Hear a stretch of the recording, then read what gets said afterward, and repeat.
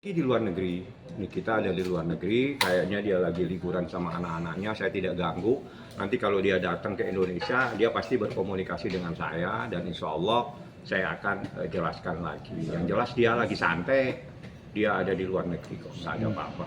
Menghadap penambahan urusan saksi yang Aslan bilang dia juga ingin menaruh si Denny Sumargo ya, karena Denny Sumargo itu di podcastnya itu Nikita dengan Gambang bilang kalau udah hak anak udah dia nggak mau ngasih apa diputus. Ini kan sudah berkali-kali saya sampaikan, saya bahkan memperlihatkan akte kelahiran, memperlihatkan kartu, saya yang tahu.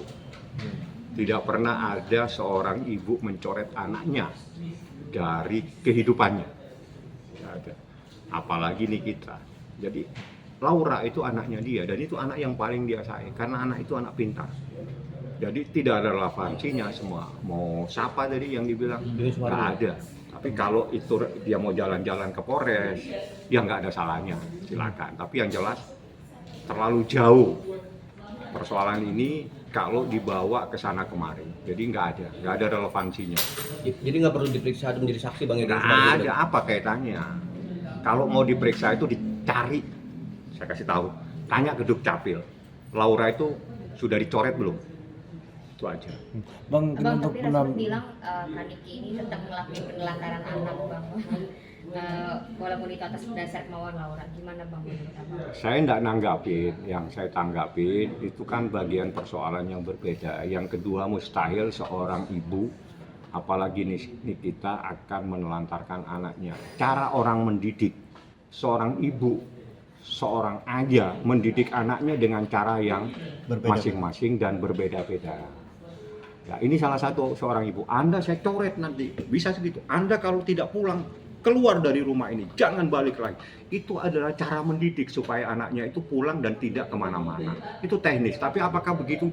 Anda kalau tidak pulang, jangan ke sini, Anda jangan balik lagi ke rumah.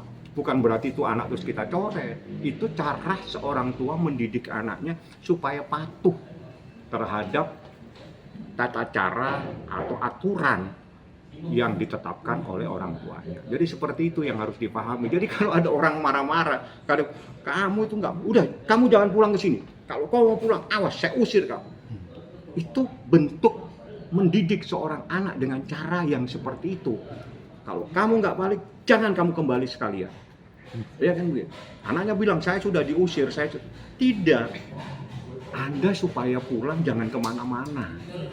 Jadi bahasa itu harus dipakai bahasa yang terbalik. Seorang ibu itu, seorang orang tua itu bahasanya ada kalanya terbalik. Ya, dia marah. Anda kalau tidak begini, Anda saya pukul. Itu bahasa terbalik. Tafsirkan dengan kebalikannya. Tidak mungkin seorang ibu itu akan menyakiti anaknya.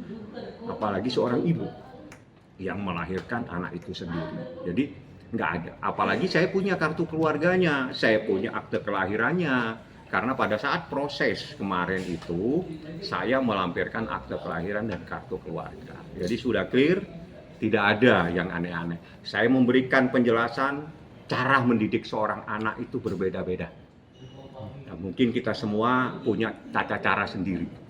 Nah, jadi jangan disampaikan bahwa ini kalau begini, oh kita itu menelan, enggak, itu cara mendidik saja. Nggak ada masalah. Bang, ada pemeriksaan tambahan saksi lagi nggak sih Bang untuk ke depannya? Saya belum. Nanti kalau memang ada proses tambahan, sementara ini masih saksi seperti yang kita sampaikan. Abang kemarin Bang Rasman nanyain Kaniki, mana nih kita kamu ngomong doang gitu ternyata nggak datang. Menurut Abang gimana? Saya nggak nanggapin ya karena urusannya nggak ada kaitannya sama. Jadi gini, kewajiban